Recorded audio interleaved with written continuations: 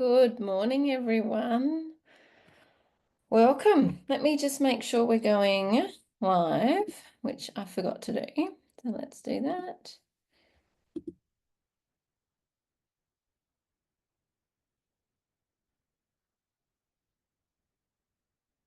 Beautiful. It says it's yes, excellent. So it just says that we are now going live. Fill my water up. I don't know how many of you have presented before, but it's a thirsty game presenting online. All right, let me just do a double check that it's coming up. It tells me that it is. Yeah, beautiful. Excellent. So happy Monday, everyone. And welcome to week 3 of the challenge. My goodness, how are we at week 3 already? I don't even know how that's like a thing, right? These always go so fast, so fast. So as always, let us know in the comments how you're going. But today I wanted to piggyback off of our macronutrient chat from a couple of weeks ago and tie in a little bit with what we were talking about last week with the menopausal body. So today's topic is going to be about carbohydrates and their role in a little bit more detail around the menopausal body. Will also look a little bit at processed foods, insulin, all those sorts of things, and where we're going to find carbohydrates. Probably do a lot more on insulin next week, but you know, where are we finding those carbohydrates and where they might be hiding that could be doing us a disservice. I'm not going to say doing us harm, but doing us disservice that we might not even be thinking about. So we're going to cover that a lot today. Yeah, so let's get started. So carbohydrates. So I think we all know what a carbohydrate is. I think there's enough information out there around carbohydrates. But the important thing to remember is that they are not an essential nutrient for our bodies to survive. And we need to remember that. They are not critical. Now, they might be critical in the sense like if you don't get some chocolate, you might murder someone. But in order for our bodies to actually survive, they're not essential. So we can survive without them.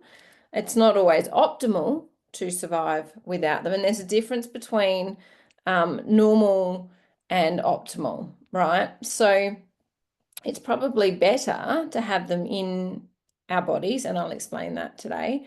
But they are just to make sure they are not, you don't have to get your carbs in. You don't have to, do it for this or do it for that. So we already explored the fact that fats are essential because that helps to regulate many of our hormones and it has a significant impact on the way our bodies function. So fats are essential, especially good fats. And protein is the number one. So protein is essential for building and repairing cells, not just muscles, everyone, right? I know a lot of people that say, I don't need to eat protein or high protein because I'm not interested in building muscles. Yeah, you do. Are you interested in repairing your skin cells? Because your skin cells die off every 28 days or approximate. Are you interested in replacing your hair when it falls out? Because that's how the cells regenerate. Are you interested in repairing yourself when you get injured or cut? Or bits of you, like your liver and some of your intestinal organs, they can constantly repairing themselves, particularly if we've got poor gut health and we're doing ourselves some damage on the inside. Protein is there to help your body regenerate. So it's not just about muscle. Muscle is another cell in the body, right? It's another living organism, a tissue in your body that requires it breaks down and then it builds up again. And that's why sometimes we think of protein as the muscle building macronutrient, but it's actually essential for survival. Your body needs protein to regenerate everything, right? Carbohydrates, though, are non-essential. Non-essential. They give us nothing for life, so they are not they offer no life-giving assistance to our bodies, right? Not like fats and proteins. Now, that's not to say you shouldn't eat them. So please don't anybody go and say, Amelia said don't eat carbs. I'm not saying that at all. Some carbohydrates offer immense value with their nutrient content. And in addition to that, if you are someone who is hell-bent on being healthy, as you get older, and being flexible and being able to lift up your grandkids or get down on the floor and get up again with your grandkids, or to be able to push your own shopping trolley around, to be able to reach things in the top cupboard, to be able to put your luggage up in the overhead compartment, to be able to bend down to do some gardening when you're older, to be able to walk around the beach with friends, right? Then there are some specific carbohydrates that you can eat to help build your muscles when you're doing muscle workouts, when you're doing those workouts that specifically are going to help build muscle. And ladies, if you want to do all of those things as you age, then you need to be building muscle. You need to use it or lose it. And there are some carbohydrates, which we'll look at today, that can help with that, that can really help with that. So the first and most important range of carbohydrates that you do need to include is green cruciferous vegetables, right? I've said it before, I'll say it forever. Green cruciferous vegetables are the carbs that you need to be eating. And there's a reason why there's so many of them. Like we say, they're free foods in our programs. And that is one habit I'd love everyone to adopt, whether you're here now or whether it's 5 years down the track, 10 years down the track, or you're 85 and cooking Christmas lunch. Green cruciferous vegetables should be in your diet. Now, I'm not going to say daily because there are, it should be daily. Well, optimally, it'll be daily. But there are sometimes we don't feel like eating green veggies, right? And that's okay. But as long as we're getting them in as much as possible, like 80 to 90% of the time, your body is going to be a hell of a lot healthier. So why green cruciferous vegetables? They are made up of mostly fiber, which means that it takes so long for the body to digest them that by the time that it does, there's nothing left to be shifted off to that bloodstream to be used as calories. Now, we talked last week about, the sugars and the food that makes us the bloodstream can then be stored as fat. That's where the calories come into it. If you missed that, go and watch that. That was last week. We talked a little bit about that. So it was the 13th of January. But you did hear that right. So because the green cruciferous vegetables are full of fiber, it takes so long to digest them that they don't really count for calories. Hence why we've got them on the free list. Yeah. Add to that, there's only so much of those you can put in your body. There's only so much of a plate of broccoli you can eat at one time, or green beans, or, it's not highly palatable because there's no sugars and there's no sweeteners and there's no fats in there. So it's really good because it will fill you up quick, and you're not going to overeat on green cruciferous vegetables, right? Let's be real. So fill up your plates with broccoli, cauliflower, asparagus, spinach, bok choy, green beans, celery, cucumber, kohlrabi. You can add kale if you like it.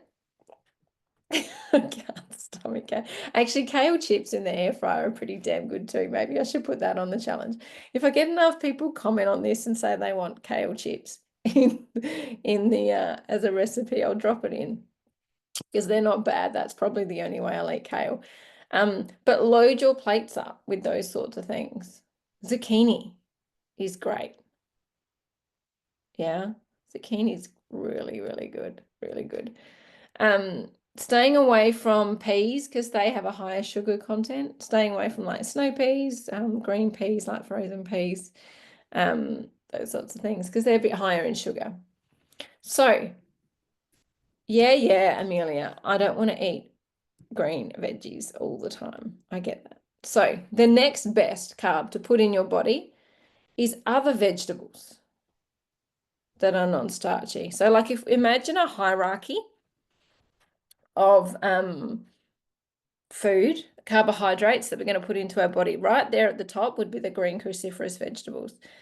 The next layer, other vegetables, peas, corn, carrots, God, I'm struggling with, eggplant, struggling with thinking of vegetables today. Eggplant. Of course, you can go to things like capsicum, or bell peppers. For those in not in Australia, capsicum is a bell pepper. Pepper as well. So any other vegetable that you love, go for it. That's tier 2. The one thing I didn't put up the top there was cabbage as well. Cabbage is a great filler as a green cruciferous vegetable. Great filler. That stuff, if you can tolerate it, will have you feeling full really quickly. Avoid potato and sweet potato for a little bit, because I wouldn't put them in that next level, even though they're a vegetable. Now this second tier of vegetables, your capsicum, your peas, your corns, your carrots, all those sorts of things, they do contain sugars, so hence why they're second level. But of course, they are naturally occurring sugars, right? They have fiber in them, and they have the nutrients in them that our body needs to stay healthy. So don't eliminate those other vegetables altogether, right? Tomatoes, another one. I know tomato is considered a fruit. So have them occasionally, have them a couple of times a week. You know, you don't have to always just have a green salad. I guess for the purpose of this challenge, we've done that to get used to it. But, you know, as you move on, that next tier of carbohydrates is those the other vegetables that still offer so much fiber and so many micronutrients that come along with those sugars, right? And remember this, the further away from green it is, the more sugar it's got in it. Yeah. Just if you want to know a fact, that's fine. Do we want to factor that in and care about that? No. No, we don't, right? It's much better to be eating a colorful salad than it is a packet of chips. And if someone says, well, a colorful salad with capsicums and tomatoes and carrots and onions, and particularly red onions, has got more sugar in it than a packet of chips. So I'm going to eat the packet of chips. I think there's something wrong there. Yeah. So we're looking for those micronutrients over the sugars. So don't worry about the sugars. That second tier of carbohydrates is your those colorful veggies and fruit. Let's put fruit in there now too, right? Let's put those colorful vegetables in the same category as fruit. And we did talk about fruit last week. Same thing. Yes, there are naturally occurring sugars, but there's a hell of a lot of fiber and a hell of a lot of micronutrients, antioxidants, vitamins, minerals, all those sorts of things that sit in fruits. So tier 2, colorful vegetables and fruits. Then we want to look at things like more naturally occurring still would be like your potatoes, sweet potatoes. Yeah. So then put them in sort of tier 3. Love some good sweet potato, pumpkin, potatoes. And again, they'd be right. It'd be minimal. That, you know, if we went on that pyramid, it'd be so minimal between tier 2, tier 3 with potatoes, because they're naturally occurring. Here's the thing though, with those starchy carbs, potatoes, sweet potatoes, rice, pasta, they are going to fill you up. They're going to give you some nutrients. However, the starch in them doesn't stick around in your stomach. So the fiber will, but the starch, the sugars won't, right? So, and it moves pretty quickly into the bloodstream to be transported around your body for fuel, which is great, right? You need that fuel, but then it also comes as calories. So making sure that potatoes, sweet potatoes, rice, pasta, those sorts of things are occasionals. They don't take up 90% of your diet, because when we're overeating, it's those foods that will push the calories through to your fat stores. And then we want to look at beans, lentils, oats, things that are slow digesting, low GI. They still take a long time to digest, which means less of them will make it to the bloodstream and end up as calories and fats. So probably putting these all in the same boat here, because unless you are naturally driving your own beans, and I'm not talking about green beans here, other beans, lentils, oats, all those sorts of things, they are also processed. So a lot of their fiber has gone. Yeah. But as naturally occurring as we can, those sorts of things, they will keep you full because they generally have loads of fiber in them, right? And the more fibrous a food is, the longer it stays in your stomach, the quicker it fills you up and the less it goes to your bloodstream. So we're looking for less processed versions of these things. That's why I would pick a potato or a sweet potato over beans, lentils, rice, pasta, oats. Yeah. Some people fear the potatoes and then would rather eat beans and oats and things like that. I would go the other way. Anything as close to its natural occurring state as possible, they're at the top. Yeah. So I lost my train of thought there, but that's okay. So after that, they're all your pretty well naturally occurring carbohydrates. Anything pretty well plant-based is kind of carbohydrates. So processed carbs now. So I touched on it briefly with your beans, your lentils, your oats. Oats particularly, now oats are good for you, but the more they are processed down into like the quick oats, the more fiber has been stripped from them. It's been absolutely stripped. And what's left is the starch and the sugar. Yeah. So just something to be aware of. I'm not saying don't eat oats because they're really good there, and there's a good time to use them, and we'll talk about that in a minute. But just remember that they are still processed carbohydrates, right? Sugars, obviously anything with sugar in it. Bread, processed, right? And we've even started making our own homemade bread now. I've stopped buying shop bread.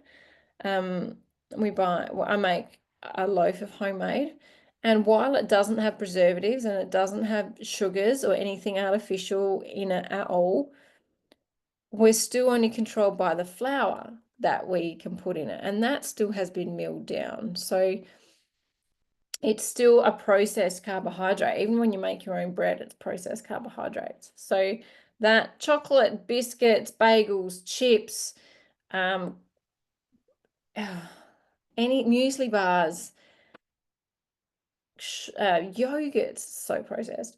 Anything that has been changed from its natural state, right? They are processed carbs and they will spend most of their time in your bloodstream. Pasta and white rice come under that list. Even though they make you, they've probably got more fiber in it than some, there's a layer of carbohydrates that have fiber versus not. So obviously fiber versus not. Obviously pasta and white rice are going to come up above biscuits and chocolates and bagels and chips and donuts and things like that. Absolutely they will, because they are higher, they've got more fiber in them. Oops, something beeps. Just let me make sure that I am still going.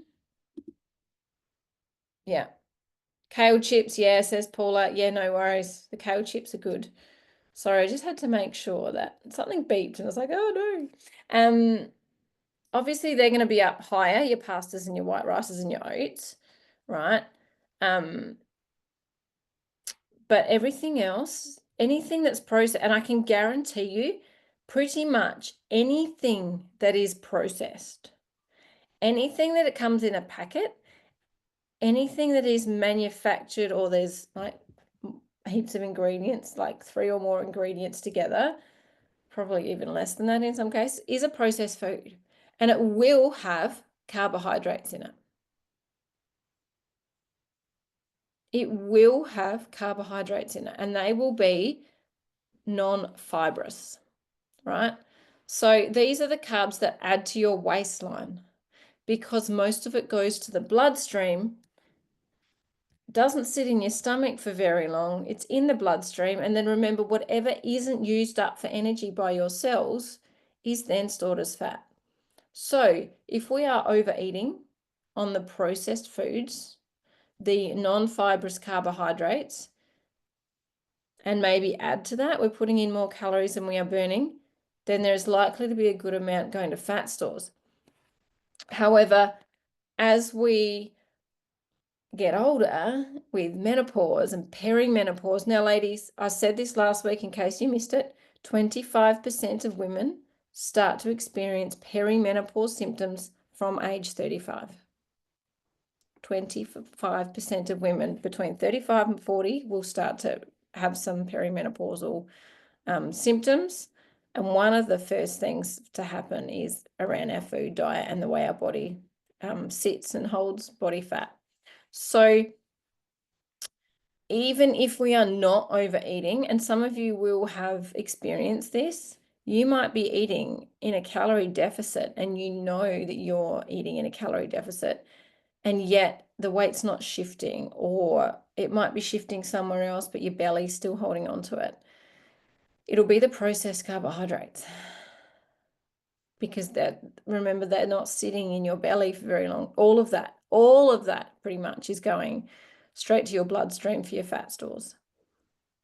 Something to consider. So sometimes you don't even need to be overeating. It's about what we eat that is more important. So if we are hungry, if we are snacky, what are the carbohydrates that we could overeat on? Green cruciferous vegetables, ladies.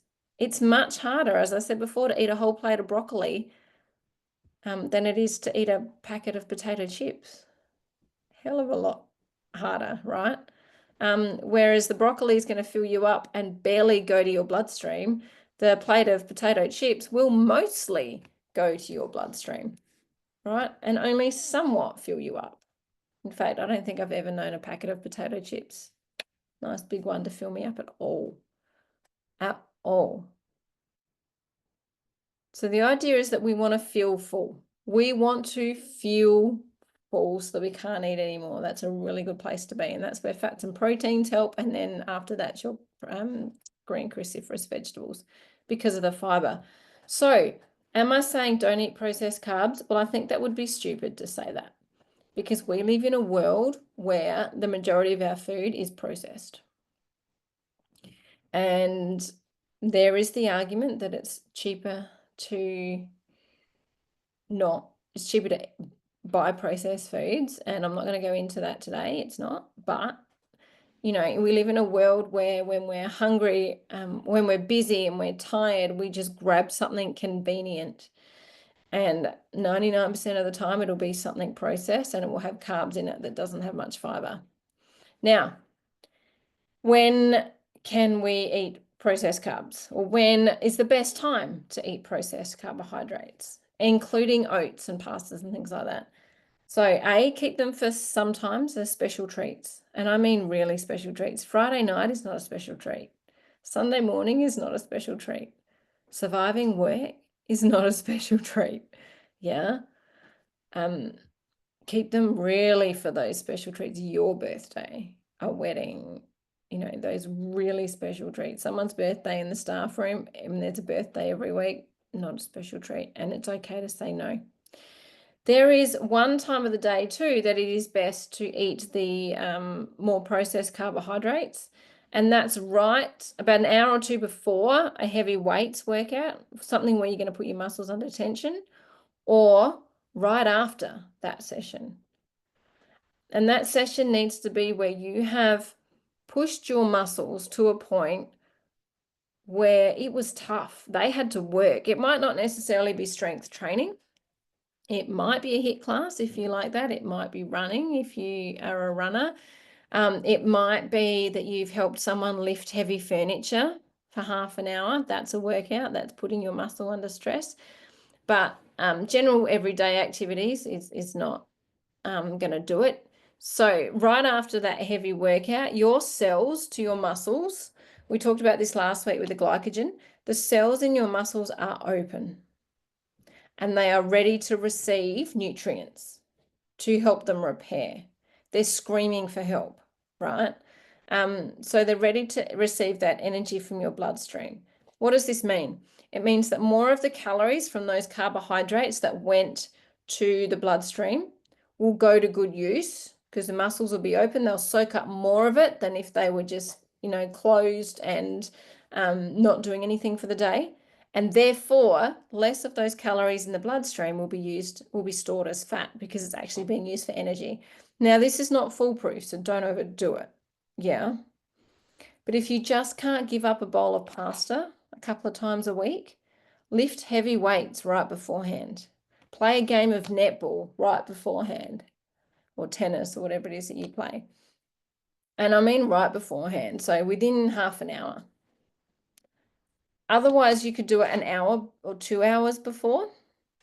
And that way it's already there in your bloodstream. So when your muscles open up during the workout, it grabs it straight away. Yeah. Other than that, try and stay away from those processed carbohydrates for at least 80 to 90% of your diet for best results. Now, what do I mean for best results? I don't just mean the number on the scale at all. I don't even mean that at all. And I don't just mean body fat levels. I mean energy levels. I mean insulin balancing, right? Lethargy, the way our muscles will actually move and react. Because if we are carrying too much sugar in our system, our bodies they crash, right? We are just so tired and lethargic. And additionally to that is your gut health. Yeah. So I'm just going to check Facebook before I move on to the next part and see if there's any questions. There's not. I can only see Paula on today. Hope everyone's had a great weekend. Beautiful. All right. So the next part of today's topic, we're just going to talk a little bit more about those processed foods, because it's all very well and good to sit here and say, don't eat processed foods, blah, blah, blah. But I want to go into that a little bit more. And just to bring about that understanding of what it is that we're actually putting in our mouths. So processed foods are those things that are chemically enhanced or manufactured to make life more convenient, to make people money. Then they are generally foods that contain artificial additives, preservatives, and heavily refined ingredients, because the food industry is still a money-making industry. They are not interested in our health. Now, that might seem like a really bold and blunt statement, but they're not. They're in it to make money. So they will put whatever they need to into those ingredients. They will process them down. Let's take like a muesli bar. They will take those oats down and get as much out of a small amount as they possibly can, right? Because that saves them money. That if they can make more bars out of a small amount of oats, then they will, right? So processed foods are convenient.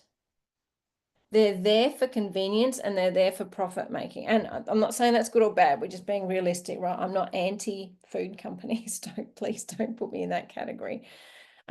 Because there are times when it's really convenient to eat them, and there are processed foods in my house. Not all of them are bad for you. Not all of them are bad for you, and in moderation and used at the right time, of course. And as busy people, it is sometimes a necessity to just get something in. But there is a large number of them that have a significant amount of hidden sugars. They quite often have hidden fats, and they have excess salt, which can have a negative impact on your body. But more than fats and salts, because they are also two essential things that your body needs. Please don't fear salt, by the way, unless you are someone who has Meniere's disease. Don't fear salt. It's the sugar, right? So processed foods are typically high in added sugars, and they don't always say sugar, right? So it's added to many, and when I say many, I mean most products during production. This is because it makes the product taste better. It becomes more palatable, which means we want to eat more, or we want to keep buying it. Apparently, we cannot enjoy food without sugar, right? And this is a sweeping statement. But if you are at all in tune with your body and what the Western world food manufacturers do to food, you'll realize that apparently we cannot enjoy food without sugar. And it took us a long time to realize how much sugar was actually being added to foods. And then we had to work out the impact on our bodies. But we do know now. We do know there's so much evidence around this. If you are interested, go read. If you're not interested, that's fine. But there really is no excuse in today's day and age for not knowing what's going into our bodies at all. One of the things that became really popular sort of in the 80s and is still around today is high fructose corn syrup. And it's a sweetener that is made from cornstarch, and it's commonly added in everything. So like soft drinks, lollies, chocolates, of course, sweetened yogurt. Yogurt has so much of it in there. Salad dressings, frozen foods, canned fruit, pre-packaged meals like boxed dinners, things like that, juices, breakfast cereals, sauces, condiments, ice cream, sports drinks, basically anything that comes packaged is likely to have high fructose corn syrup. And the reason why they prefer to use that over table sugar or over cane sugar, even like that, the sugar in its most natural form, is because it's cheap and economical for them. However, the high fructose corn syrup does have adverse body effects when taken into large quantities. So they are empty calories. So the calories that your body takes into the bloodstream from these foods has no nutrients. So if we're thinking back to the green cruciferous vegetables where it sits in your stomach because of the fiber, and then from there all the vitamins and minerals get dispersed through to your body, that high fructose corn syrup has no nutrients. There's no fiber. Where's it going to go? Straight to your bloodstream, right? So there are many studies that show their harmful effects actually go beyond that as well, beyond that calorie content, but they are high in calories because it goes straight to your bloodstream. But the other things that it does to your body, high triglycerides, which we'll talk about another time, in a minute, insulin resistance, contributes to high level of fats and cholesterol levels in and around your abdominal cavity. So that visceral fat and the liver, fatty liver disease comes from sugar. High fructose corn syrup is a huge contributor to this, right? Because our body can't process it.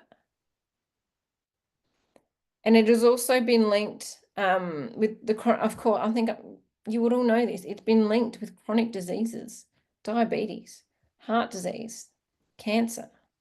And of course, it's linked with obesity. While obesity is not a disease, a chronic disease, it's linked with that as well, let alone autoimmunity. So much. So I could go on for hours today, but I won't. I'm going to just calm myself there. So I just want to touch briefly on triglycerides and insulin resistance. So triglycerides are the fats stored in your body. They are sometimes known as lipids. And when you think of fat stored in your belly and your hips, you are thinking of triglycerides. They are formed after the digestion of carbohydrates and breakdowns of fats. Yeah. So our bodies will use triglycerides to generate energy during starvation. So it's kind of along the lines of those fat that's stored for the winter, when in those moments of starvation. It'll pull on them then, although we're never starving, so they never get used. So they just get stored and then never get used, right? Now, a high amount of triglycerides, which we've seen comes from high fructose corn syrup, actually results in too much fat in the liver, the heart, the blood veins, and of course, other body organs, which does increase that risk of heart disease and high blood pressure. All right. So just remembering that high triglycerides is an impact from high fructose corn syrup, which is found in most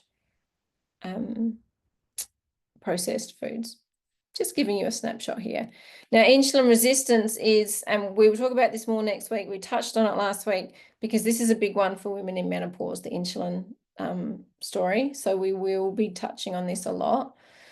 But it's where the body cells fail to respond to insulin, which is a hormone. Insulin's a hormone, right?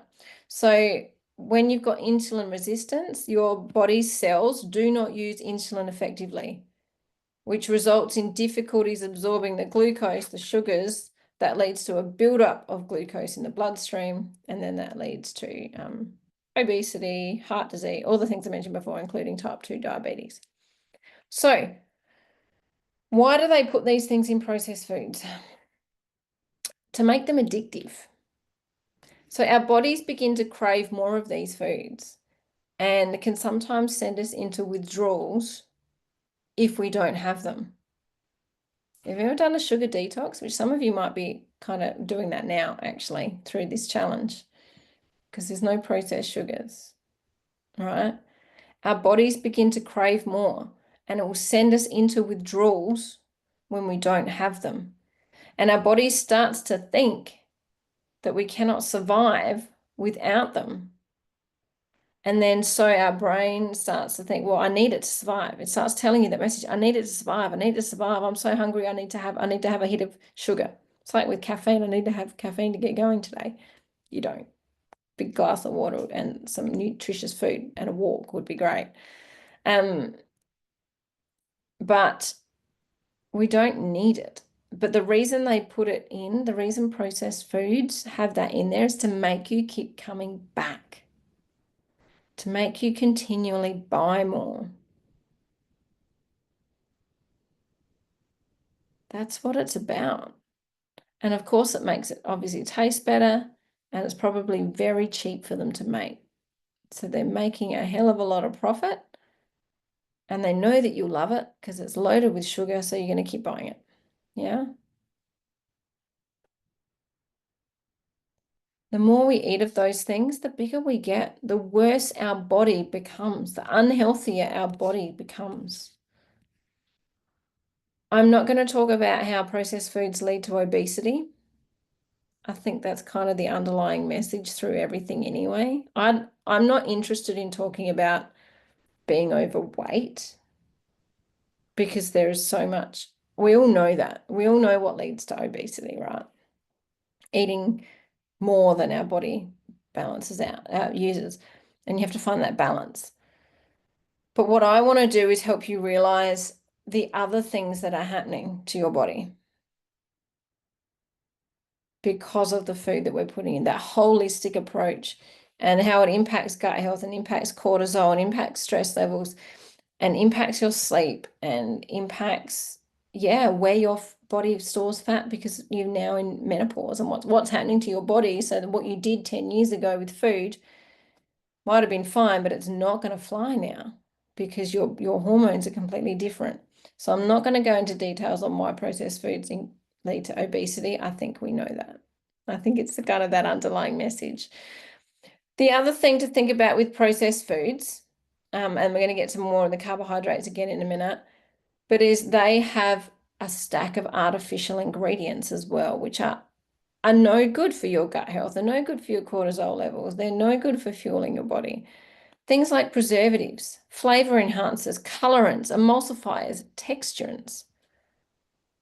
They are associated with so many health problems. One of the biggest ones is allergic reactions, right? Why are we now suddenly allergic to food? We're allergic to wheat and gluten and lactose and all those sorts of things. It's a lot of it's got to do with the things that are the artificial ingredients that are added with it or the way that it's processed. Gluten intolerance didn't exist 100 years ago. It's the way that we now manufacture our food and the things that we put with it. And these can have negative and harmful impacts on the brain. It can change behavior. We can see that in kids. Those artificial ingredients that are added in processed foods changes the way the brain works, which therefore changes behavior. And of course, yeah, can impact cancer as well. Many cancers are derived from the crap that we eat. I'm not saying don't eat it. I'm just saying be aware. Yeah. And the whole story around, it's not even a story, the data with kids' behavior and what they're eating is massive. But we want to fix it with a pill or we want to label it with something. Go to food and environment first when it comes to children's behavior. Okay, so most processed foods contain refined carbohydrates. So we touched on this earlier in today's session about how carbohydrates are refined. I'd like to talk on that a little bit more now. So large quantities of refined carbohydrates, so those that have been processed, down to, so the nutrients have been stripped, the fiber's been stripped, and they're down to simple sugars, does increase the risk of chronic diseases. There are so many chronic diseases now that we did not have 100 years ago, probably not even 50 years ago, because we did not refine our food, refine our carbohydrates anywhere near as much. The flour came from the farm, it got milled down, the grain got milled down into flour, we baked, right? But now, same with oats, they got picked, they got cooked. But now they go through a whole process. There's things added to them to make them sit on the shelf longer, all those sorts of things. And along with that has come chronic diseases. So there are two main types of refined carbohydrates. There's sugars and there's refined grains. Refined and processed sugars include table sugar, agave syrup. These are things that you'll see in your ingredients list. Agave syrup, corn syrup. Sometimes you'll see it written as just sugar or sucrose. You'll see it in there as sucrose and fructose. That's their way of telling you the sugars that's in their products. And they might not want to write the word sugar. So they're getting smart. Agave syrup sounds natural. Corn syrup sounds natural. It's not. Refined grains, though, are grains that have their nutritious part, the germ, removed. So like oats, right? And wheat. They are stripped of almost all of their nutrients, their fiber, their vitamins, their minerals. And they are easily digestible. They are easily digestible, which means they go straight to the bloodstream. They result in the rapid sugar spikes, high insulin levels, and anything not taken up by the muscles and the cells goes to fat stores. I think I've said it like 20 times in 2 weeks, right? They do, however, create a feeling of fullness. So that is after they are digested and the sugar enters the bloodstream.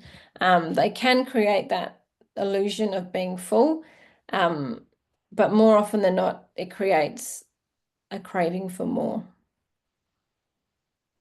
Has anyone ever noticed that when you eat a high carbohydrate meal, you want something sweet a little bit later on? Has anyone else noticed that? I do. This is what prompted my discussion into it. My discovery into this was because I'd eat like a big bowl of pasta, and half an hour later, I wanted something else that was sweet. I needed dessert, or I needed, something really sweet. And that's why. Because it helps to create those cravings once it hits into the bloodstream and that sugar spike, because they're refined carbohydrates. And the last part for refined processed foods is the flip side about what it's not including. They are low, very low in essential nutrients compared to clean foods. So as we said before, a lot of these processed foods have been stripped of their nutrients.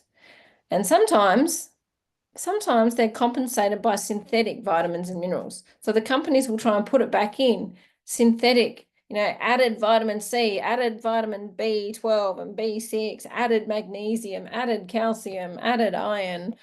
And I guess the concept is good, but they're not naturally occurring, and therefore our bodies won't take up those vitamins as readily.